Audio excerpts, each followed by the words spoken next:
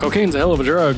Tobe Hooper said that? Well, he probably said something else while he was on cocaine making this movie. You should know exactly what you're in for when the Canon logo shows up in front of something like this. Okay, we're getting ahead of it. Welcome back, everyone, to the Weird, Bad, and Bloody. What movie are we doing today? Our last episode was what? Godzilla, and it landed on...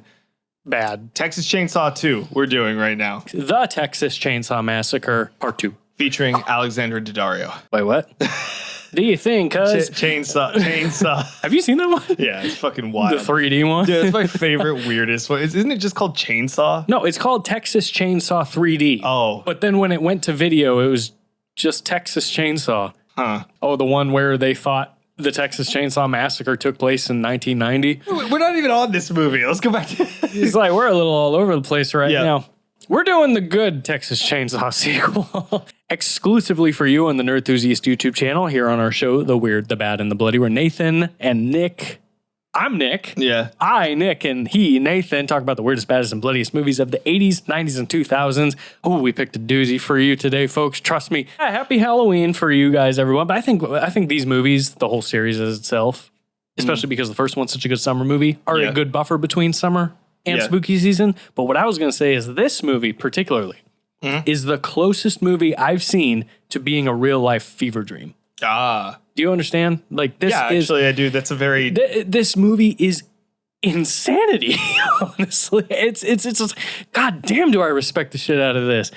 But I don't think this movie, personally, I don't think this movie would have gotten the cult status it has, or the notoriety it's gotten, or at least all the quote-unquote buzz it's gotten if it wasn't done by the same director as the fucking original movie. Tobe Hooper. Yeah. And I will say this is a very tonally different movie from the original Texas Chainsaw. Completely. Texas Chainsaw 1 is very much like a voyeuristic type of, I would say, a mix between... It's like a documentary almost. Found footage type style. This is very much a campy slasher taken to the extreme. Well, the first movie takes itself very seriously. Yes. To a fantastic extent, so we take it seriously. And just if you step back and think like, wow, this is a little loony for me and whatnot, it's still groundedly realistic. Yes. At so many points. This movie is a cartoon, dude. This movie is a cokehead's fever dream. Absolutely. Like Tobe Hooper came up with this and just did it the morning after. He just started shooting the morning after that dream or something, man. Oh my God. What did I do last night? I wrote an entire sequel. Get Cannon on the phone. Yeah, it's like, I don't think this movie would have as much, what's the word? Like, I'm just going to say buzz. Yeah. For lack of a better term, behind it. If it wasn't a completely different director. A little bit of Tobe Hooper history, I think it was Spielberg that did Poltergeist. I mean, he brought Tobe Hooper on to do Poltergeist, but there's a whole controversy surrounding that and whatnot. But he had this picture deal with Canon already to do 3 movies for them. He did Life Force. He did Invaders from Mars. Yeah. So this is very, very Tobe Hooper in his 80s aesthetic and whatnot, where he just made weird, random, crazy movies. He really did.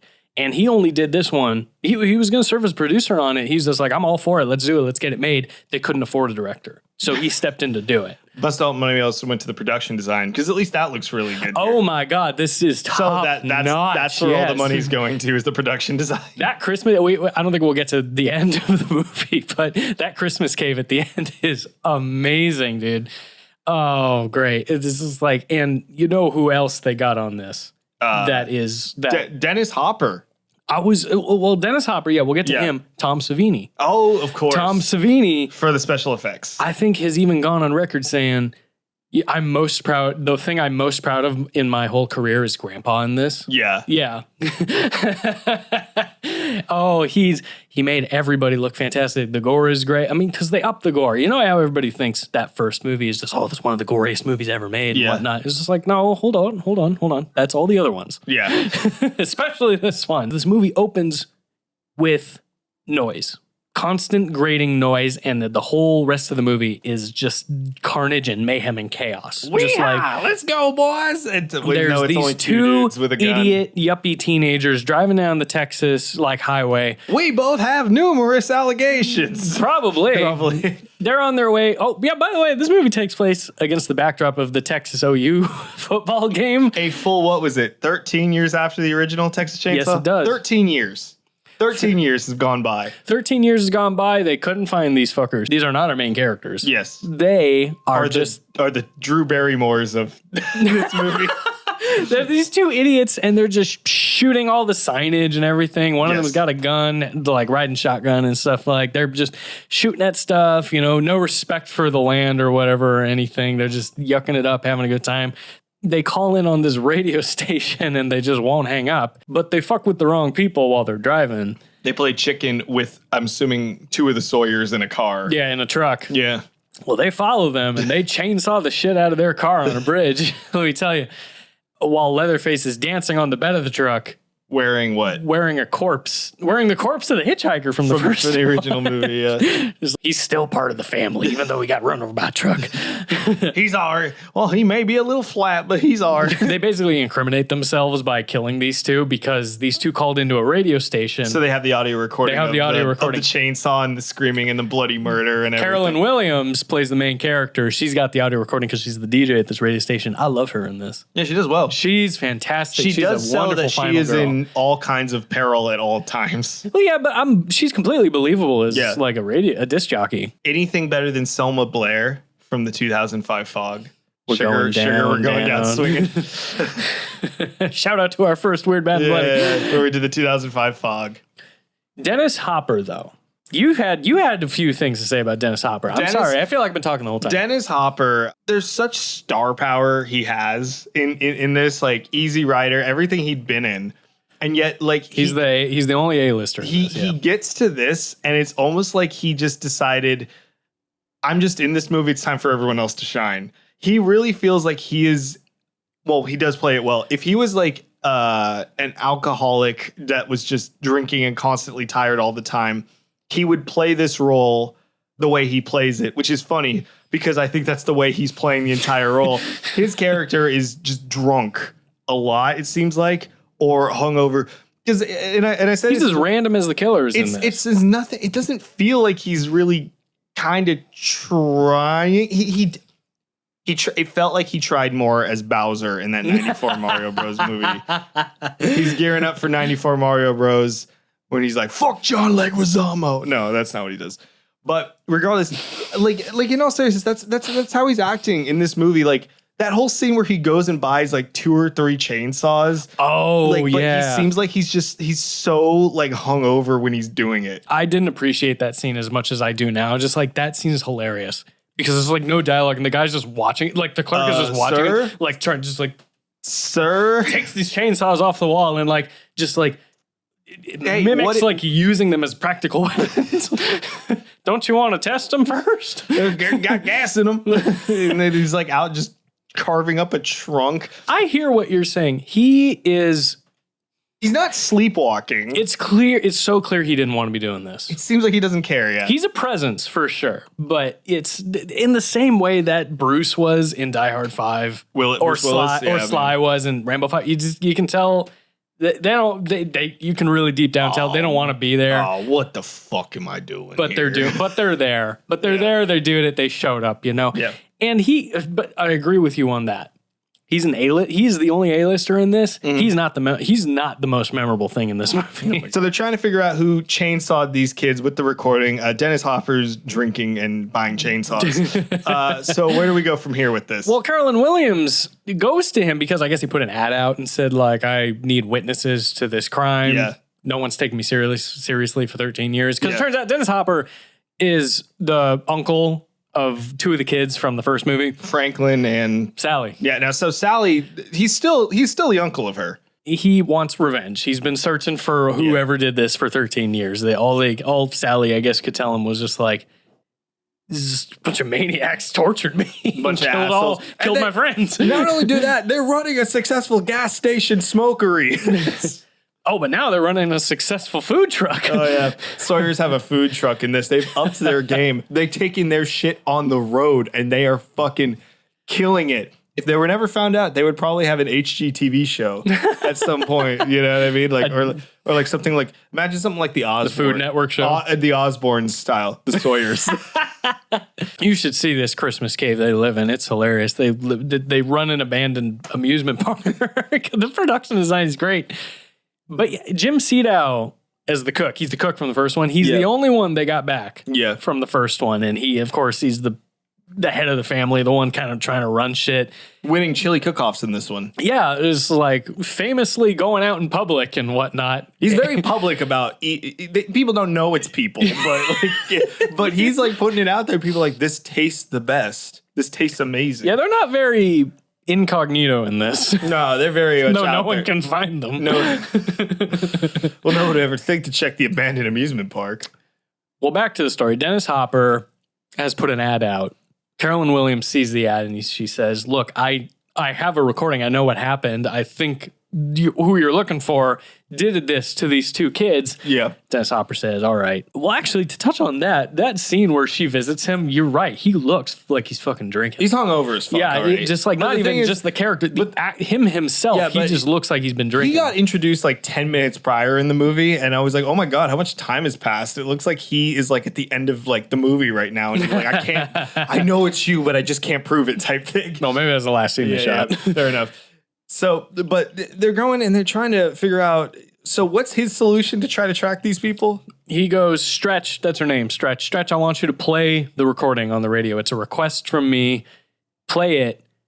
Bait them to figure, just like once an hour, right? Play once an hour. Just like bait the killers, essentially, because when they hear that, they're going to be like, oh shit, someone has evidence against us. Shit, they found us. Yeah. Well, they go find her. Yeah.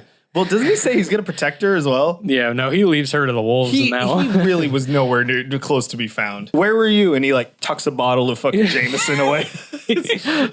But this next scene is where the whole movie goes from 0 to 10,000. 10,000 at once. I'd say, because you couldn't predict. You could spend years thinking about how this scene is going to go, and you couldn't predict what actually happens. And you're talking about the most loved character of... Probably the franchise. And Leatherface is usually the face of the franchise. Yeah, and he's pissed that he lost that second spot off of one performance.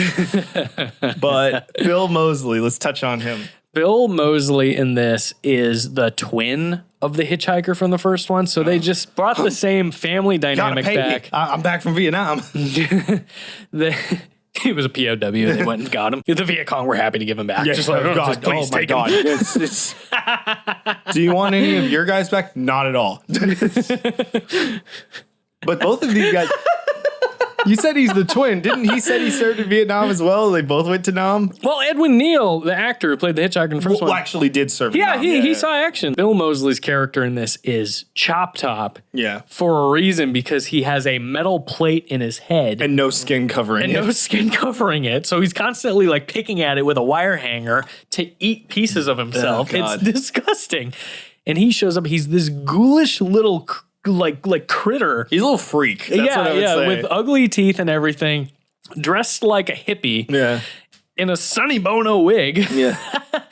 And he shows up, and Carolyn Williams sells it when she comes face to face with him. She's just like, I don't know what to make of this person. Is this a person? Yeah. Right now? Because he is just in the radio station there to, I guess just like kind of hustle her and like get the tape from her and whatnot, tape and stuff because, like that. The cook hears it. Jim Sedow hears it. He's just like, you idiots, you fucked up. You got to go get this tape. In all due respect, at first, you don't actually know if because this is a new character, you don't even know if who this guy he is associated with the cook and also Leatherface. You don't know if he's like part of the family or something because you haven't seen this dude before, and he's acting so wacky in this that he's great. That you just are like, is this just like another entity that's on his own? Is this like some other dude, or is he actually part of the fold? Even if you don't like this movie, you will remember him. He is amazing in this. Music is my life. Constantly going for it, just constantly rambling, laughing, just smiling, talking, just like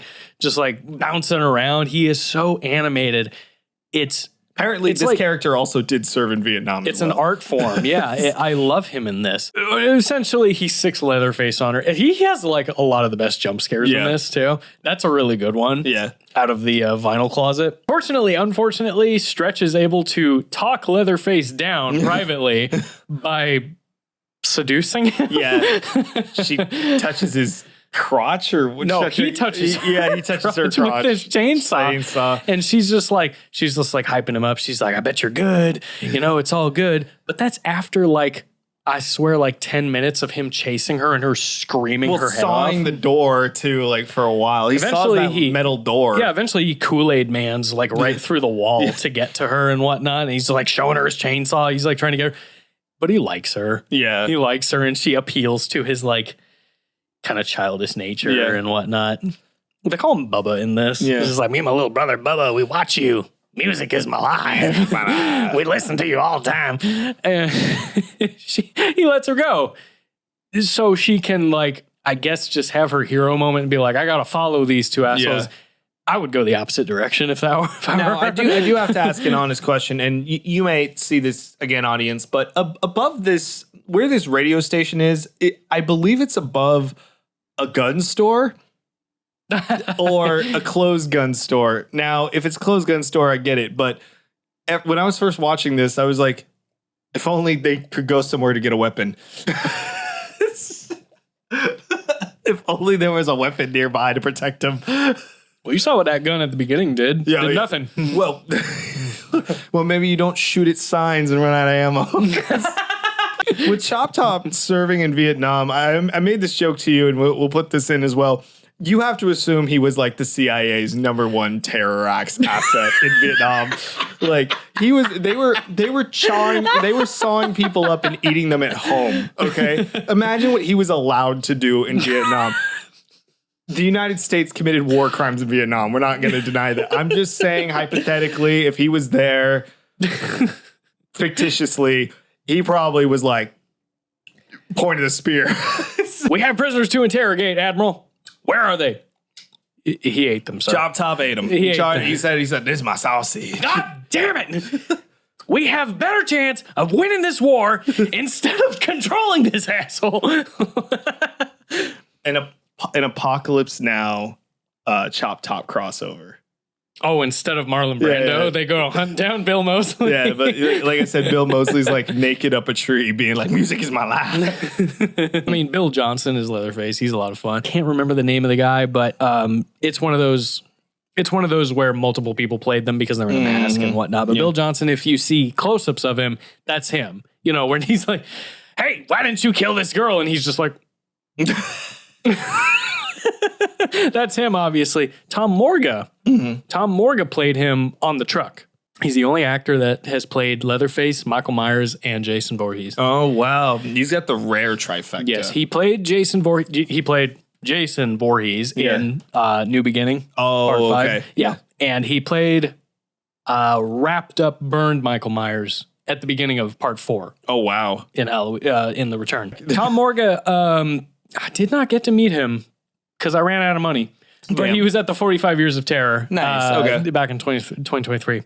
Yeah, I forget what that Lou Perryman is. LG. Oh, okay. He's the one that gets the most brutal death in this. Yeah. Because Chop Top just bludgeons him for a good 120 seconds. It's just like that scene goes on forever. That's why I say this is a fever dream, because scenes and moments just go on forever. It's just like, did you not yell cut? Did you just like... No, I did not. Just like, it's just constant grating noise and mayhem over and over. It gets a little repetitive at times, You saying it's like, and actually they're going and they just keep going and going. And the AD is like... Mr. Hooper, sir. Mr. Hooper, are we gonna yell? Mr. Hooper, are we gonna yell cut? What? Yeah. What do you want to do? Mr. Hooper is my father. We like to give our movies a little bit of an award, no matter what we watch. Just give it kind of a Razzie joke. Nick, do you have an award for? I want you to go first. All right. Far out fan. I will give it to. This is a rare one because I'd watched this years ago and I forgot like everything about it, including all the jump scares and best parts. I'm gonna give Texas Chainsaw to the award of holy shit, that was actually a really good jump scare. they're so rare nowadays. I feel like most jump scares are so telegraphed and so easy, especially through like the 2000s type horror. And like there's hardly jump scares should be done sparingly. And I feel like this movie did it really well. Thinking about it. Yeah. And it's when Leatherface charges out of the vinyl closet. Maybe the new music's Like, oh shit, okay. You know the funniest part of that. Fair enough, that got me. The funniest part of that scene is that he totally misses and hits Chop Top instead with the chainsaw. The jump scares in this, they use them well. Yep. They use them well to the point where you find yourself laughing after you've experienced them instead That's what of a good being, jump scare instead should of do. being annoyed with them. That's what a good jump scare should do, I think, is make you terrified at the moment. But especially if you're in a group of people like a theater, it should be so good that when the movie lets you breathe, you have that time where you all just kind of laugh about how much you're like, oh, fuck, that did get me. Well, you can tell You're it's all Tobe laughing. Hooper again because the jumps in the original are great too. They're completely different in this, but you can tell that man knows how to stage a jump scare. Yeah. It might be a little broad. This has the best soundtrack of a horror movie I've seen in a long time. Really? Yeah, it's like, I mean, what are they playing when they're chasing those two yuppies down the highway? No One Lives Forever by Oingo Boingo. Yeah. At one point, Stretch plays Goo Goo Mock by the Cramps and everything, and then the movie ends with Strange Things Happen. Yeah. by Stuart Copeland, and it's if you weren't sure what kind of movie you were watching, until the credits start rolling, you're just like, I get it. I totally get it once that song starts playing. After whatever just happened. Yeah. And the credits start rolling. It really kind of helps ground your mind into what kind of movie this is. Oh, okay. If you aren't sure. Fair enough. So I give it to that. There's Timbuk 3 is on this and everything, Okay. So good on them for the soundtrack. Would you reclassify it in 3, 2, 1, weird? Yeah, weird. This is the weirdest goddamn weird. movie ever. It's bloody. Don't get us It wrong. is bloody, but I would classify it more weird than bloody. We'll give it like a third bloody, 2/3 weird. Weird with a stamp of approval. I love this. I had so much fun watching this again. But this is definitely weird. Nick, final thoughts? Oh, here's the thing I said while I was watching it with my friends. Sure. I said, this cannibal family was so out of control, the movie gods sent Dennis Hopper to wipe them out. Because he goes full ham in this, like when he's just charging like the cave at the end with the chainsaw. Who are you? I'm the Lord of the Harvest. It's just like, what the fuck does that even mean? Like okay, sure. Tobe Hooper shared some of his drugs with him. Yeah. Why the fuck not? Why not? Here's what I wrote down. I called it, needs less torture and more death. It's so easy to hate, but it takes real guts to love it. Yeah. It's an extended, random, disgusting, demented fever dream. But I would watch Nomland. I think it's just a campy, fun slasher. It goes from like deep, introspective, voyeuristic documentary to just like camp, fun slasher. And there's nothing wrong with that. And I appreciate Tobe Hooper for saying, despite whatever he was on, is saying, yeah, if I'm going to do like something different, if I'm going to do this again, I'm going to do it different. You know what I mean? It's got to be different. I don't want to do again. I don't want to do that same shit again. And I am not locking myself in a fucking room for 24 hours or whatever they did with rotting meat again in the middle of July in Texas. I'm not doing it. Everybody wanted to kill him after that. Well, I'm surprised they didn't. The hitchhiker first. What did the hitchhiker say? It's like, I was in Vietnam and this was way worse. Terrible. As you know, we like to use spin wheels here. We do two specifically. The first one determines what decade we're going to land on, 80s, 90s, or 2000s. And then the second one will determine which movie we decide to do from that decade. A weird one, a bad one, or a bloody one. Let's go with the What decade? Go, boys. Let's go. What is it? 2000s. We're back to the 2000s. Okay. We're back to the 2000s. It's been a little bit. What was the last one? Was it Texas Chainsaw? No, I think it was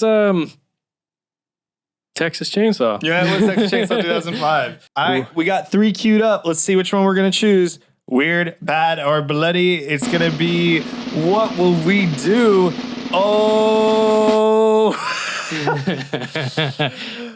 Keeping up the torture, everybody. It's hostile. We're going bloody, and we're going with Hostel for the next Weird, Bad, and Bloody, very in the vein of Halloween, and it's probably going to come out right after Halloween is ended. I can't think of a better time to What a nice holiday movie. Happy Thanksgiving. Thank you again for watching The Weird, the Bad, and the Bloody, an exclusive show on the Nerdthusiast YouTube channel. If you're not completely sick of Nathan and I, we have our own show called 1.5 White Guys Podcast, where we just like to shoot the shit about movies and whatever, honestly. Thank you so much for watching. Music is our life.